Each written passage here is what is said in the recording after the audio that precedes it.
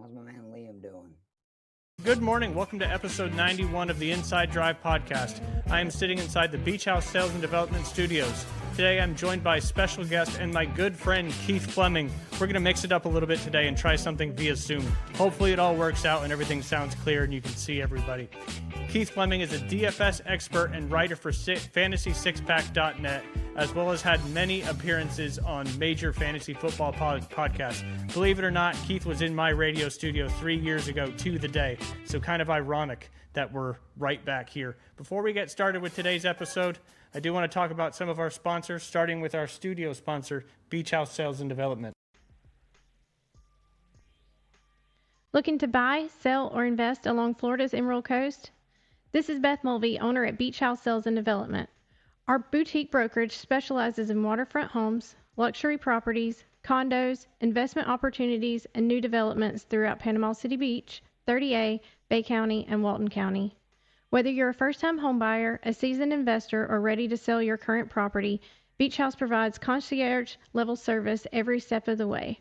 Visit beachhousesalesfl.com for more information or give us a call at 850-919-3500 and let Beach House help you find your place on the coast. If you're looking for a new set of golf clubs or get fit for a new set of golf clubs, and always you can retrofit your current set of golf clubs, there is only one place to go, and that is Golf Plus right here in Panama City Beach, Florida.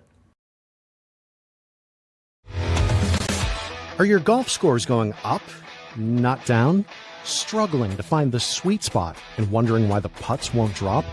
Golf Plus has the experience you need to get your game back on track. Over 40 years of experience to be exact. And we have all the brands you're looking for, like Callaway, TaylorMade, Ping, Titleist, Mizuno, and more. Our repair shop turns out high-quality work in record time, and our store is stocked with all the products you need for your game. Our custom fitting process has been recognized in Golf Digest and Golf Magazine, and our technology is second to none. So if you're tired of blowing up the bunker, looking for lost balls in the woods, or dragging around your garage sale find golf bag, then Golf Plus in the shops at Edgewater is your new golf store. Golf Plus is certainly the place to go get a new set, get fit, grips, whatever it may be. Alan Watson and his staff are second to none. We got to pivot a little bit from our American Charlie's Athlete of the Week. Last week, is now the Firefly Athlete of the Week, and I appreciate Dave stepping in and giving us a gift card to Firefly. American Charlie's going through some ownership transition right now, and I believe they're going to be reopening in the spring. Of course, I get a spam call right there. And going forward, I want to shout out to Dat Cajun Place. Trudy and Jen over there at 2705 Navy Boulevard are stepping up to take over the Athlete of the Week. Of course, with college and NFL football about to kick off, they have huge game day specials, 50-cent wings, $5 pitchers of draft beer, and of course, if you wear your LSU or Saints colors, every time they score a touchdown, you'll get a free Jell-O shot. Go check out our new Athlete of the Week sponsor, as it's one of my favorite restaurants here in Panama City Beach and all of Bay County. That is a Dat Cajun Place. All right, I'm going to go ahead and bring him on. Let's see if this works. Keith, you there? I am. What's going on? Awesome. Good to see you on. I know you can't see me, but our viewers and myself can see you. I'm sure you're as handsome as ever, Ryan. So. Absolutely. But like I said in the intro there, 3 years ago to the day, you were in the studio over there at ESPN Northwest Florida. So pretty crazy that 3 years ago and now, flash forward to now, we're doing a fantasy football preview show. Obviously, starting the first half of this show, we're going to talk about fantasy football draft strategy and season preparation. And then after our break, we'll dive into the DFS. Keith, introduce yourself and tell us about your work with Fantasy Six Packs and your experience covering fantasy football. Sure. I work for a site called Fantasy Six Pack. You should check out the website. It's FantasySixPack.net.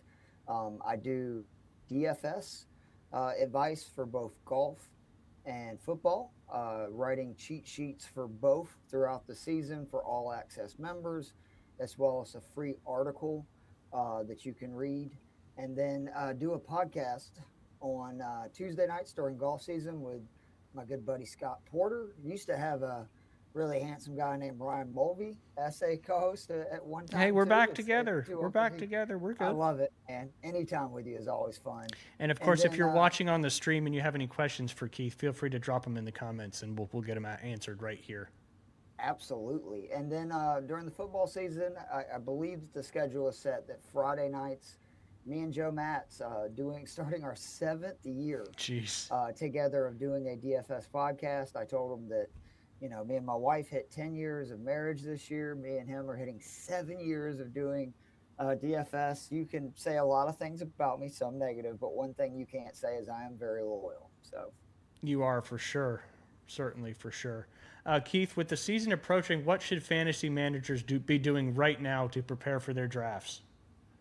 I think the main thing you should do heading into drafts is you can go to ESPN. I'd actually recommend going to fantasy6pack.net. I always like to print off the expert rankings. It's a great place for a starting point, just to kind of see, where are people being drafted. Sites like Fantasy Pros, actually, you can Google Fantasy Pros ADP. It'll tell you what the average draft position is right now for drafts that are ongoing on certain sites. And then that way it kind of gives you an idea of, okay, if there's certain, player or players that I really want, at what time would I need to draft them? The next thing I would do is just make sure that you stay in tune for injury news, any changes, buzz coming out of camp. And there's some great people to follow on Twitter/X, etc. That who has the time, right, to check out every article and stuff, and they will just do recaps of the week and a series of tweets for different teams, and all you gotta do is just type into the search. That's what I do, is camp news, and just make sure you have an overall understanding of what's going on, and then kind of figure out what players you're targeting. And then, of course, on the flip side of that, what's the biggest mistake you see people make even before their fantasy draft begins? Man, I think it's just having preconceived notions. It's natural as a human being to like or dislike certain players, teams, etc. And I see it over and over again that people will not draft. I'm a Falcons fan, right? I can't stand the Saints. I hate them. I can't stand them. But I like winning and Yep. money Winning more should than I do always be over that. fandom. Exactly. So if, Alvin Kamara is there in the 15th round, I'm going to take him. If it means taking Chris Olave in the second round, who I think is going to have a monster season, I'm going to take him. Like, try to throw out emotions when it comes to selecting, both your fantasy football drafts and also your DFS lineups. Absolutely. How do you specifically create your preseason rankings, and what information carries the most weight? So I love looking at volume is king, people. I say it on the DFS show all the time. It's very difficult to predict what player is going to, catch a certain amount of passes or how much rushing yards a running back's going to have. But what you do have an idea is okay, who is the starter, on the roster? Say the running back for the Kansas City Chiefs. Kenneth Walker is a prime example. All indications is that he is going to see a significant workload. There is factors going into that as well, right? Patrick Mahomes is coming off an injury. You would think that would mean he's going to run less. They're going to ease him back into games. Easiest way to do that is to lean on the running back, right? So that is sort of what I'm trying to do for each team. And I do spend time just figuring out who are my guys, if you will, which, by the way, there's a podcast on the Fantasy Six Pack YouTube channel with the great Bob Harris, my man Tip Major, and me and Joe Matz, where we go over our guys for the 2026 fantasy football draft. It's about an hour and 20 minutes. And Bob Harris, who hosts a SiriusXM radio show on fantasy football, he's done that for forever. He gives so many nuggets from the beat writers that he talks to, obviously, on his SiriusXM show every day. It is definitely worth the listen. Just a plethora of great information on that fantasy6pack.net. how much should managers trust the ADP average draft position compared to their own research and instincts? I mean, I think it's definitely a good indicator to go off of, mainly because most people are going to be using it, right? Like most people, and Yep, I'm sure if you have home drafts and you have one tonight, Ryan, there will be people showing up with that printout of absolutely. ESPN ADP. So just, you need to be aware of what that is. How much you follow it, that's up to you. Again, none of us have a crystal ball. None of us can see into the future. Boy, do I wish I could. I would go buy some lot right now. But we can't. So if there's a player you're very high on and you're taking him, say, 2, 3 rounds early, I don't think it's that crazy. Like again, it's fantasy football. This is not, rocket science where we're working these specific formulas and stuff. Everybody says that they have the answers. The truth is, no one does. No, because if they So did, they'd don't be be millionaires.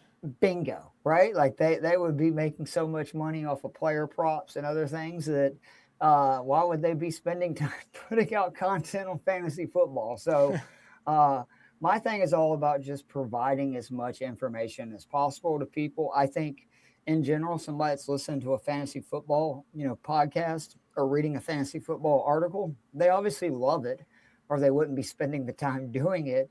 And so I think they're pretty smart, right? And they understand this stuff in some cases probably just as much or more than me. And all I'm trying to do is give them enough information and nuggets where they can make their own decision, which they should trust their gut and do that. No doubt. Obviously, running backs have been kind of a topic of conversation over the last few years when it comes to not only contracts, but also fantasy football. Do you prefer targeting running backs early, loading up on receivers, or staying flexible based on how the board develops? Man, it's so funny how life just imitates life, right? Yep. Like life is a circle. What did Matthew McConaughey, flat circle in Yep. True Detective? And it's so true because, and I'm going to show my age here, but when I started playing fantasy football in the late 90s, early 2000s, I took running backs in like 3 of the first 4 picks every time, no exceptions. That was a game back then in the NFL where running was leaned on so much more heavier than it is today. It has transitioned to where now it's actually, or I shouldn't say now, but up until the last like year or so, people were going the opposite direction, where zero RB, which is basically, I'm not going to concentrate on running backs early. I'm going to load up my team with wide receivers, tight ends, Especially if you're in a quarterbacks. full PPR league. Exactly, because it just seems like they're more valuable. But I will say that last year, if you look at it, the top 10 running backs, like the big names, really all with the exception of Saquon Barkley, had monster seasons. Yep. To where the top 10 wide receivers, whether that be due to quarterback play, volume, injuries, whatever, we had a lot more disappointments. And I'm seeing more and more people shift back Yeah, to the to running. going back heavy, right? And taking backs, 2 of them in the first 3, 4 picks. I still believe in zero RB. Don't get me wrong. If you have like the first or second pick, I do think you have to take a Bijan or a Gibbs because they're involved in both, right? They're both going to run and be heavily involved in the pass. But I still think that you can find value in running back much easier later in drafts than you can wide receivers because, again, volume matters. It's how many targets is somebody getting. And we know who those target monsters are on offense, depending on, who else they have in that passing game. Well, and I think it's fair to say too that, like you just mentioned, these big time running backs, the Bijans, the Christian McCaffreys, these high volume running backs, they're not only just getting a bunch of carries, but they're also, I think the offensive strategy in NFL football has certainly shifted to you need a running back who is very dangerous out of the pass game, out of the backfield, whatever it may be. And that's like a double edged sword when it comes to fantasy football, is you're getting the extra point for the receptions and of course the yards from the after the catch as well. So I think you're kind of spot on when it comes to, you can still do the zero running back thing, but if you're early on in that draft, I think you have to take it because by the time your next pick comes around, there may not be anybody worthwhile when it comes to that particular stat. 100%. Like, where's your perfect draft spot, Ryan? Like, if you could take, like right now, you could have whatever pick 1 through 12. What would you select? Obviously 1 or 2 would be good because you're going to get an elite player, an elite running back. But I kind of like having that last pick because you get to go back to back, and it's just your options are so much better. You can strategize and kind of fill your team out, in my opinion, a little easier. Now, the first pick, you're going to have back to back as well. But yeah, if I had to cherry pick one, I'd probably take the 12th pick or the 10th pick, depending on how many people you have in your league. Especially with the value this year, with guys like 10 through 18. I think that there's a real opportunity to grab 2 elite players. Like, I know everybody's so in love with Bijan and Gibbs, and I get it, but Gibbs is part of an offense that has a lot of other weapons. Yep. Gibbs has never had a huge usage season, so we'll see how he ends up, responding to that, like what everybody says. And then with Bijan, like, terrible QB play. He plays for the Atlanta Falcons, where just bad things happen. I hate to laugh when you say that, but we've been talking about this for years, and the Atlanta Falcons have always been a topic of Falcons going to Falcon, right? Falcons going to Falcon, yep. I'm going to get you that shirt at some point because I'm sure there's one out there. How early is too early to draft an elite quarterback or tight end? I feel like the tight end position has really kind of moved up in the world when it comes to fantasy football. I think that Trey McBride and Brock Bowers are in a tier by themselves. Yep. And people are still viewing them incorrectly. They're number 1 pass catchers, period. Like, Bowers particularly. Like, I'm actually surprised that McBride is projected to get more targets, but they're both projected to get 130 targets. Like, for Bowers, his is 130. And that's 130 points right there just on the targets if they catch them all. Yeah. So there's only 11 guys in the NFL projected more, and one of them's Trey McBride. So those are basically wide receivers. I think you can take them whenever. Like, once you get past the 7th, 8th pick, I wouldn't blink taking either of those guys. The quarterbacks, I would want to wait. Like, I just feel like you can always get value. I've been very fortunate the last 2 years. Jaden Daniels was the guy that I drafted in the majority of my league 2 years ago because he was a rushing quarterback going, after the 7th, 8th round. Last year, that guy was Drake May. Same deal, right? Like, ended up being just having a mega season. This year, guys like Tyler Shuck, Malik Willis, there are options out there. Again, the rushing, whether we like it or not, you get 3 times the amount of points quarterbacks do for running compared to passing. And so if you can get a quarterback that, even if they just average 2-3 points per game on the ground, Jackson Dart, was the other quarterback that I wanted to mention, that he keeps actually falling in drafts. Dude averaged 10 points per game last year just with his legs. Yep. Are they going to hone that back a little bit? Probably, because they don't want him to get killed. But I still think that that's just naturally who he is. He's a playmaker that when he sees daylight, he's going to go for it. And I just think with rushing quarterbacks, like, wait. I think it's so important to have, and at running back, wide receiver, and then with quarterback, you can just take 2 guys late. Pair a Jared Goff or even a Baker Mayfield, with a Malik Willis or a Jackson Dart, and you have the upside guy and then also a steady hand that's going to get you 15, 20 points most weeks. Hey, Keith, we had a question from somebody on YouTube. Handles It's Okay to Laugh 1. You okay with Tootin as my RB2 in a full PPR league? Assuming it's a 12-team league, yeah, absolutely. I actually think Tootin is one of the guys that, elite name. I just love that it's actually pronounced Tootin. My nephew would love that. He's 3. But the Jaguars' offense was very, very good down the stretch. I think, again, we have such short-term memories. People forget that T-Law was on a heater to end that season. They have 3 elite wide receivers. And, again, I could be wrong, and Chris Rodriguez could end up being a monster fantasy guy. He probably is going to get first shot at the goal line work, which that helps, right? Like, 6 points obviously were a touchdown compared to, you need 60 yards to equate that on the ground. But Tootin's going to catch passes. And I just think he's an electric back that is perfect to pair with T-Law, the receivers, tight end, et cetera, that they have in Jacksonville. In your opinion, Keith, what makes someone a true sleeper versus simply a popular name everyone is already targeting? So I think a true sleeper is somebody that has elite upside, and like believe it or not, like I think Drake London is sort of a sleeper because he could end up being wide receiver one this year. Like I I truly hope believe so. that if he stays healthy during a 17 game season, and you can get him in the second or potentially third round in certain drafts. To me, like that's also a sleeper. And then, you do need to pay attention. Like the receiver lane for, Baltimore is somebody that, let's just be honest, Rashad Bateman has not been that guy. And Mark Andrews is not getting any younger. They lost Isaiah Likely. Yep. Zay Flowers is a very good receiver who's going to get a lot of looks, but somebody else has got to eat in that offense. And I think Lane has a wonderful opportunity to do that. Your boy Striblin, right? Like who is setting the world on fire right now Yep. with his preseason As performance. long as That's the another substation thing, doesn't get him.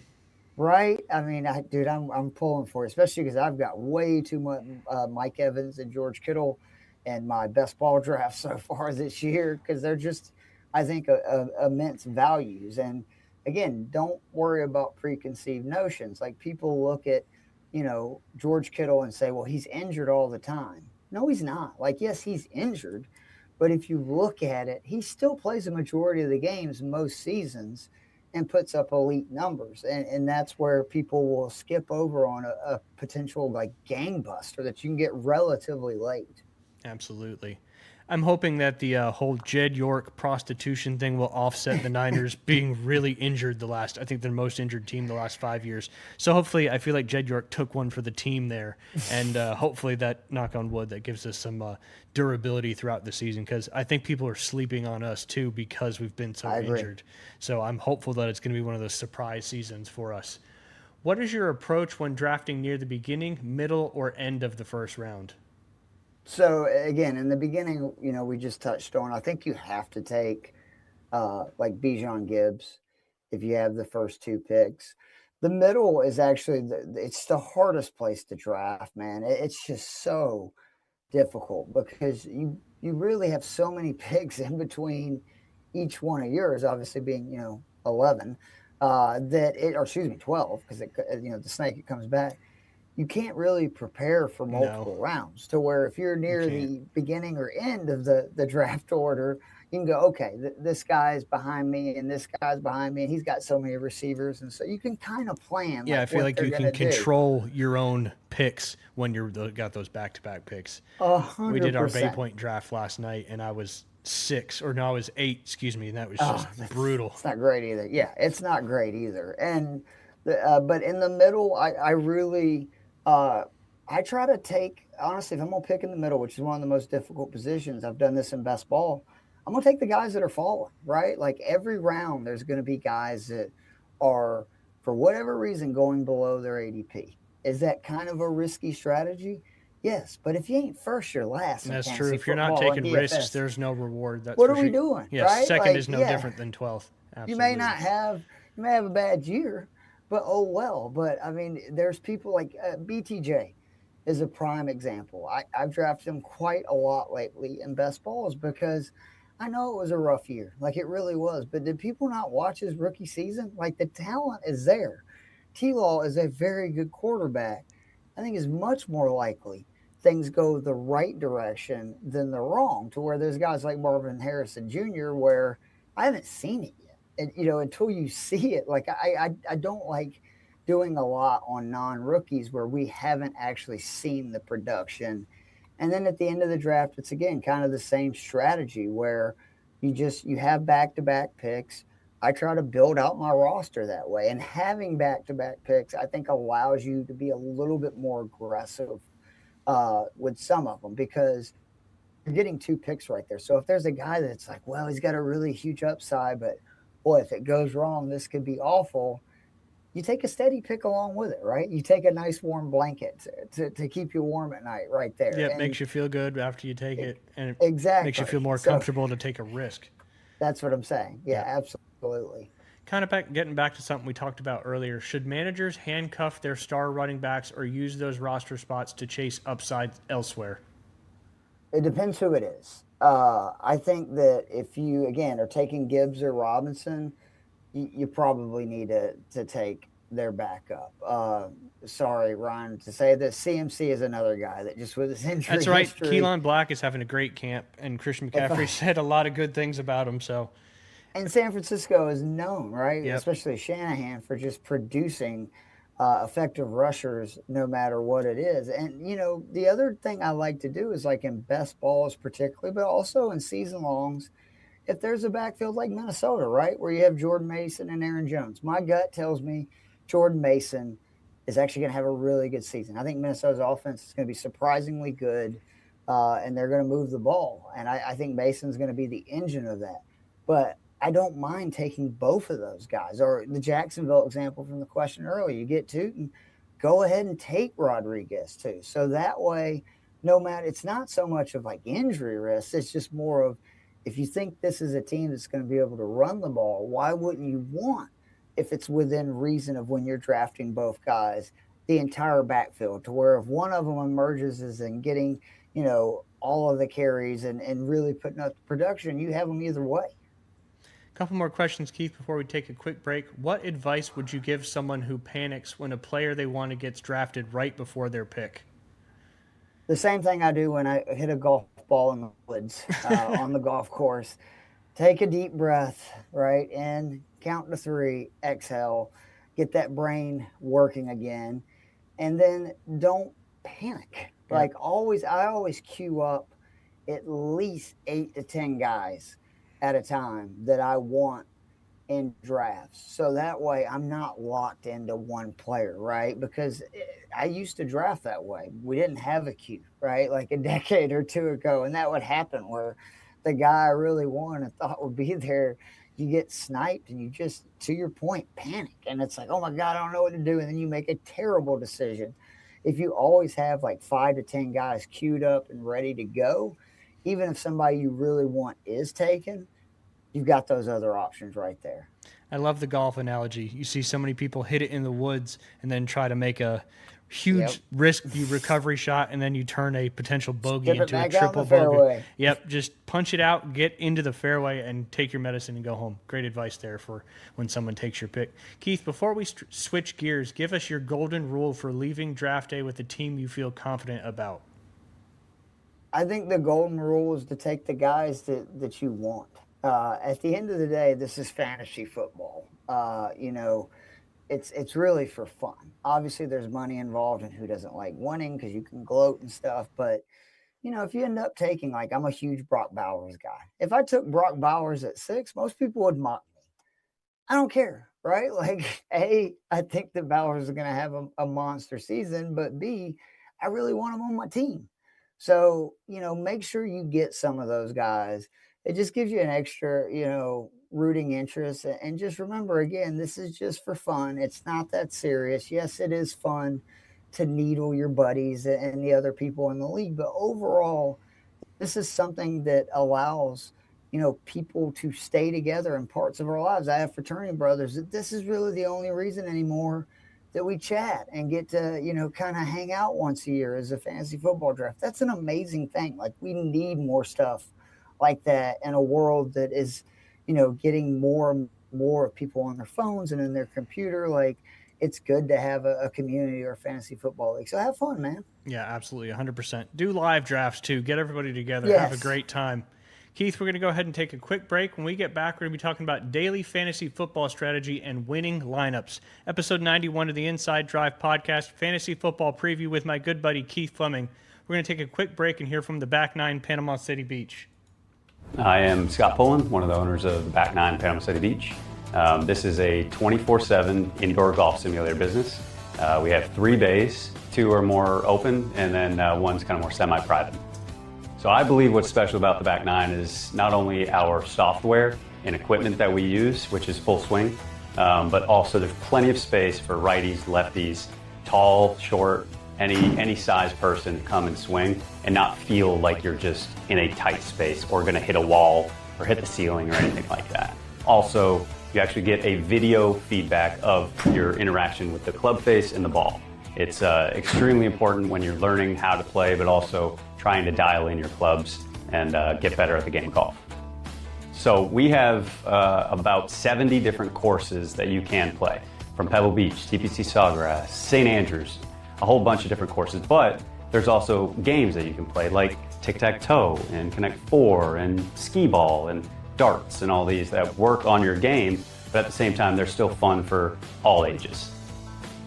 I think you should visit the Back Nine Panama City Beach because you're gonna have a fun time, regardless of if you are an avid golfer or brand new to it, and it's 24/7. So if you're interested in coming to the Back Nine, you can go to our website, back9golf.com, and book a tee time. You can also book a free demo. And we also have memberships available monthly and for the year. Our bays book by the hour, and then also we have club rentals as well if you don't have your own clubs. Come visit us at the Back Nine, Panama City Beach. Looking for a fresh start to your day? Then you've got to check out Juice and Sunsets. Their cold-pressed juices and wellness shots are made with fresh, local ingredients to help you feel your best. And if you're headed to Rosemary Beach, stop by the 30A Farmers Market every Sunday from 9 a.m. to 1 p.m. Grab one of their amazing favorites like Island Greens, Orange Oasis, or Watermelon Waves. At Juice and Sunsets, it's about more than great juice. It's about community, gratitude, and living well. As they like to say, come sip, enjoy, and be blessed. Juice and Sunsets. Healthy, never tasted so good. People are who build community. The self-starters, the friendly neighbors, the ambitious workers. And that's exactly who our members are. We're PCU. And with us, banking is made better. So whether you need a rewards checking account, financial products that assist with travel, easy business loans, or affordable auto loans, come see us so we can build the community together. Panhandle Credit Union. Banking made better.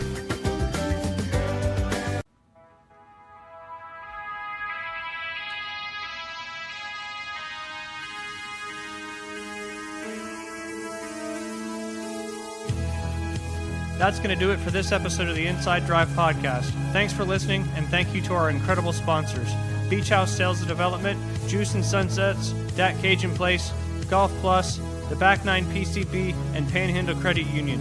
Be sure to follow, subscribe, and leave us a review on YouTube, Facebook, Instagram, TikTok, Apple Podcasts, Spotify, iHeartRadio, or wherever you get your podcasts at. Until next time, I'm Ryan Mulvey, reminding you talent gets you noticed, but hard work gets you remembered. We'll see you next time on the Inside Drive podcast.